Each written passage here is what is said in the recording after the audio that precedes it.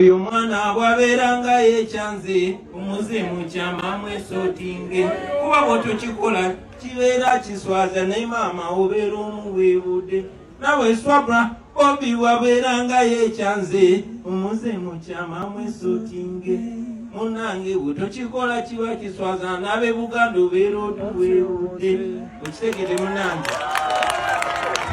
Yes, that video is one of the most beautiful things, one of the most beautiful videos that were on the internet weekend yeno jetugenze masoro okuba nti tumaliriza ako bwe bumu ku butambi obukyasinze okubeera obunyuvu ennyo oba such a very beautiful moment okulaba ku His Excellency Bobi Wine ng'akutte microphone ng'agenda masoro okuba nti nno ayimba akavideo ako banji kabaletedde kye tuyita goosebumps olaba video n'owuliranga olutiko lukuyiwa wenna. It was such a very, very beautiful moment. Kabadde kaseera kanyuvu era kalungi era mukaddeke kamu banji bagambye yi Bobi Wine ku mukolo ng'akutte microphone ng'ayimba ayinza kuba ani ono eyafunye omukisa omunene bwe guti.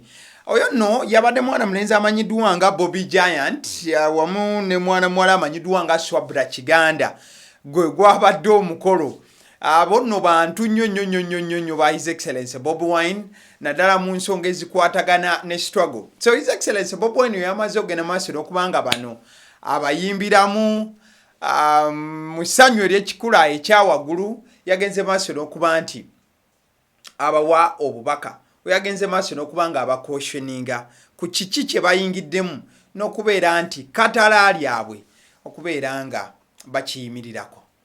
Twazanga temugenda kuddamu mutukuŋŋaanye mugambe bw'ate mwekyanze. Wano nno His Excellency Bobi Wine yagenze maaso n'okubanga abasibirira entanda eyaddunda Namugereka oyo ali waggulu. Naye manyi nti challenge yonna bwe muba mukulembeza Katonda musobola okumalako ne muwangula.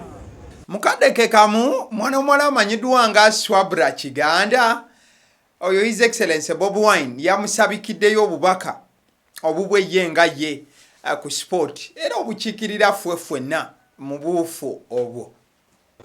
Swabra tuvimbise njagala beeyongere okwagala abantu b'e Buganda. Tuwese ekitiibwa obeere n'empisa ennungi otwagazise ebusoga tufune n'abavubuka abadagadde abalala ffe tulina ebiwala era mu abantu b'ebusoga tulina abakazi bangi nnyo nga tuvudde awo ng'era bw'omanyi nti His Excellency Bobi Wine ye n'ebyobukulembeze tebaawukana wonna wagenda omuzindalo naaba nga agukutteko bw'obanga olina kye wakoze okuyisaamu eggaali tekimutwalira ddakiika. Wano nno nga speaker ye yaluguddemu. Ate tuli bantu balungi bakoli yagamba mbu make sure those Baganda don't oyo muveeko atayagala. Mukaddeke kamu His Excellency Bobi Wine yayongedde okukkaatiriza nti speaker agenda maaso n'okuba nga akozesa bannaffe wano nawali ogenda maaso n'okuba nti abba ensimbi ey'omusolo nga ye His Excellency Bobi Wine bw'annyonnyola still one. Ayagala Baganda naye ate ng'akozesa Baganda okubba ssente z'omusolo wa Uganda.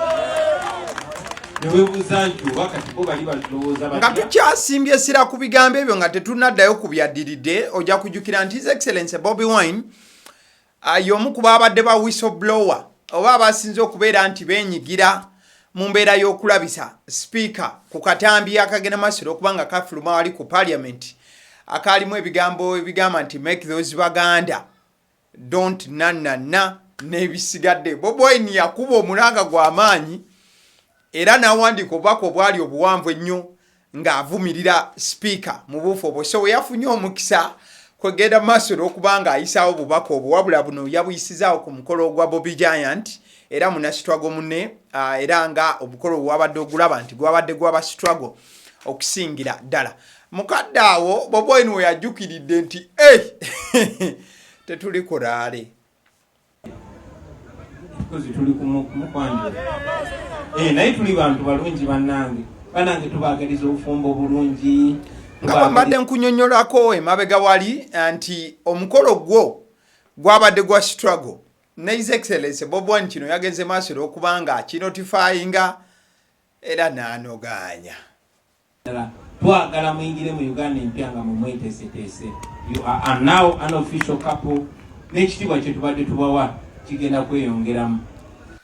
Amukadde ke kamu nga ye His Excellency Bobi Wine yayongedde okuba nti abagole abaleeta akamwenyu ak'ekika ekyawaggulu bwe yagenze maaso okubanga abagemulira seddume w'ente. Ente bagiyita seddume simanyi naye nga yo yagibamanyi nti bagaba ebirabo naye nze nange ku lwange ne ku lwa NUP ne office ya presidenti naffe tubawaddeyo ente. Akakabonero nakakopeyo mu West ate webakuwa ente ku mukolo gwo kaba kabonero ka mikisa kaba kabonero kakwagaliza birungi so nange nabaye ente. Gye buvuddeko emabega awo owekitiibwa Charles Peter Mayiga yagenda maaso okuba nti nno ayogera ku kikolwa eky'abantu abaleeta ebifaananyi by'aba bannabyabufuzi ab'enjawulo ku mikolo naye ng'ekifaananyi kyasinze okuba nga kireetebwa kye kya His Excellency Bobi Wine kirabiddwa ku mikolo mingi, emikolo egy'okwanjula, emikolo egy'embaga n'emikolo egy'enjawulo egy'ennono nno okusingira ddala wano na wali. So owekitiibwa yagenda maaso okuba nti ekikolwa ekyo akivumirira n'agenda maaso n'okuba ng'agamba nti tekyandigwanidde. Wabula ku mulundi guno His Excellency Bobi Wine kino yakikoonyeeko era ng'akyewaaniramu n'agamba nti bulijjo baleeta ekifaananyi kye ku mikolo egy'enjawulo wabula ku luno tekyabadde kifaananyi. He came through, His Excellency Bobi Wine. Alabe eyo nga batera okuleeta ebifaananyi n'engamba lwaki sijjira ddala nze kennyini era kwe kutuuka. Exactly. So awo nno His Excellency Bobi Wine yadde ng'agenda maaso okuba nti akonfaaminga nti ekituufu emikolo gyonna egigenda maaso okuba nga gikolebwa ne baleeta ekifaananyi kye ne bagenda maaso okuba nga bakipresentinga wano nawali ne bakitambuza agimanyi era agiraba era this time n'abagamba nti nedda netuukidde. But that is it. Gwabadde mukolo munyuvu nnyo nnyini ddala eriyo omukulu gwogenda maaso okuba nti nno badde olaba awo omukulu ono amanyiddwa nga Bobi Giant wamu n'omukyala we ne mukyala we omulungi Swabra Kiganda bagenze maaso n'okuba nti nno bakola omukolo guno era wogenda maaso n'okuba nti otunuulira byonna ebyagenze maaso n'okuba nga bibaawo bagambye nti ow'omukisa introduces Bobi Giant mukyalo oyo Swabra Kiganda ow'omukisa. His Excellency Bobi Wine oluvannyuma lw'ebyo byonna ebyagenze maaso n'okuba nga biba yawandiikidde ababiri bano obubaka ku mutimbagano n'abagamba nti our comrade Swabra Kiganda ow'omukisa introduced comrade Bobi Giant to her parents.